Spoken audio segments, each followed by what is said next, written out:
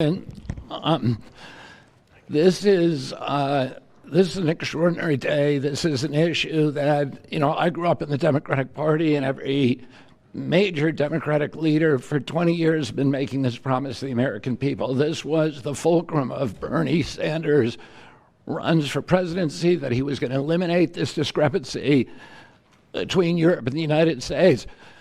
But as it turns out, none of them were doing it. It's one of these promises that politicians make to their constituents, knowing that they'll never have to do it. And the reason they'll never have to do it is because they know that Congress is controlled in so many ways by the pharmaceutical industry. There's at least one pharmaceutical lobbyist for every congressman, every senator on Capitol Hill, and every member of the Supreme Court. By some estimates, 3.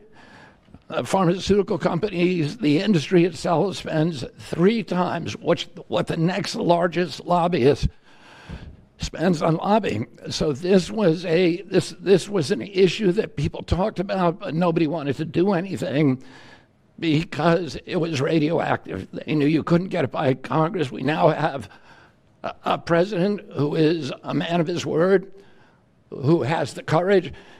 President Trump was taking money from the pharmaceutical industry, too. I think they gave you $100 million. Yeah. But he can't be bought, unlike most of the politicians in this country. And he is standing here for the American people.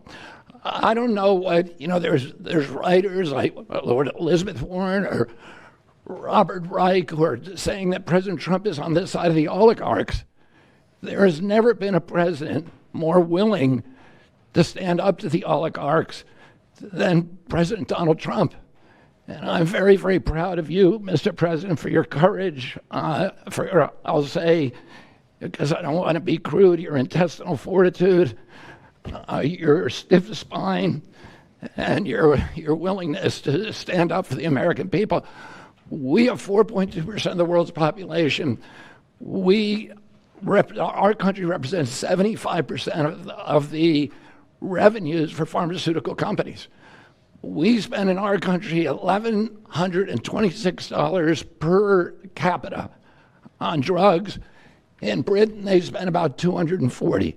They spend 1/5 of what we do. And this is true across Europe. And the drug companies, Europeans, if you ask them, it made no sense what they were saying. America has to pay for this innovation or it's not going to happen. What President Trump is saying to our European partners is you got to raise the amount that you're paying for those drugs and pay for your share of the innovation. That the United States is no longer subsidizing that.